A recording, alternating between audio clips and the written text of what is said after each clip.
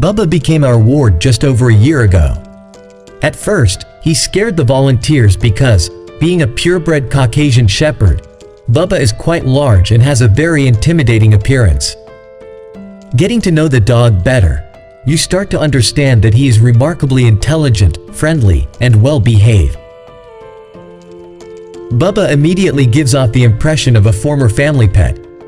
For a long time, he had a family that cared for him and trained him, and we are sure he gave them his love and loyalty in return. Eventually, people betrayed Buba's trust, so he now spends his old age not in the company of his beloved owners, but in a shelter. It is hard to imagine why people decided to betray him and after many years of service, sent Buba to a shelter. We know nothing about him, neither about his past life nor how he ended up on the streets. We do not even know his exact age. We only have guesses and assumptions based on his condition and our experience. Buba is definitely elderly and has health problems. Judging by how carefully he licks his paws, he is experiencing pain in his bones and joints. Trying to alleviate the pain, the dog licks his paws to the point of bleeding, so volunteers have to constantly treat them to prevent infections. His thick coat makes any increase in temperature a serious challenge for Buba.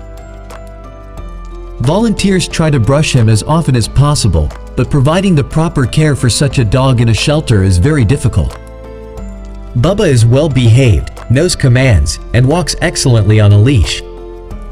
He finds it difficult to interact with other animals, clearly because he was raised as a guard dog, but he absolutely adores people, especially children.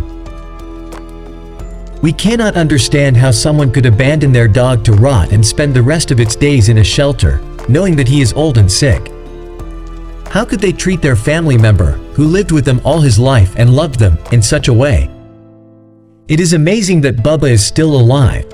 Apparently not in vain do volunteers try their best to make sure this dog lives, even though essentially, besides them, no one else cares about him.